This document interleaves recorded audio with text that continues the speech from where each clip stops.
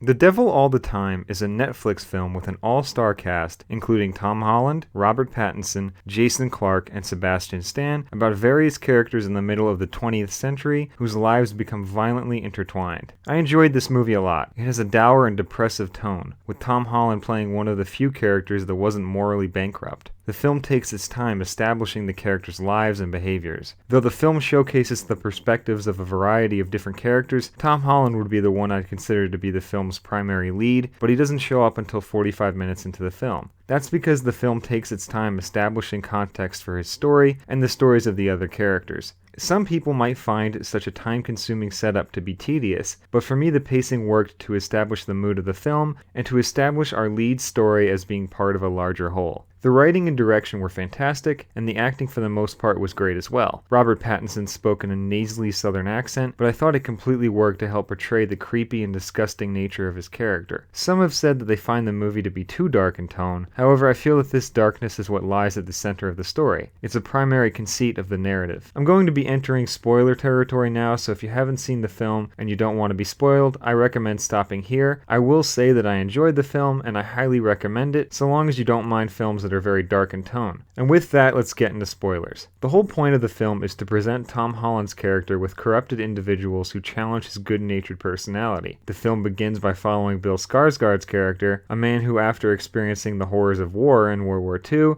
becomes deeply religious before falling in love with and later marrying a woman he meets at a diner. These two are Tom Holland's parents. From there, the story evolves into exploring a web of interconnected characters, most of which have dark and disturbing motives. The acting, generally speaking, was fantastic. However, there was one performance that I found to be weak, which was Sebastian Stan's. I thought he was generally okay. However, in a few of the more dramatic scenes he was in, I felt like he overacted, bringing a mild level of cheesiness that wasn't appropriate for the film. The cinematography was fantastic. There was one aspect of the film that began to bother me by the final act, though. By a particular point in the film, it began to feel as though there was an established pattern. I enjoy how all of the varying storylines come together, however I feel that there should have been a larger gap in between certain key scenes in the film's final act. This is because by the third act, the film seems to fall into a pattern which in some ways adds a degree of dark comedy that took me out of the film. I have no problem with the content of these key scenes. In fact, I found the scenes themselves to be some of the most thrilling and pulse-pounding moments of the movie, but I felt there needed to be more to our lead story.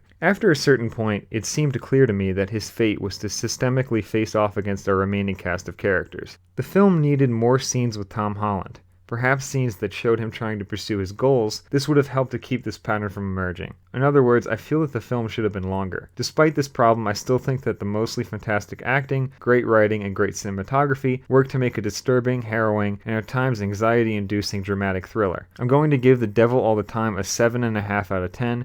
I think it's better than a 7, but not quite an 8, so 7.5. Thanks for watching, everybody, and if you enjoyed this video, make sure to like and subscribe.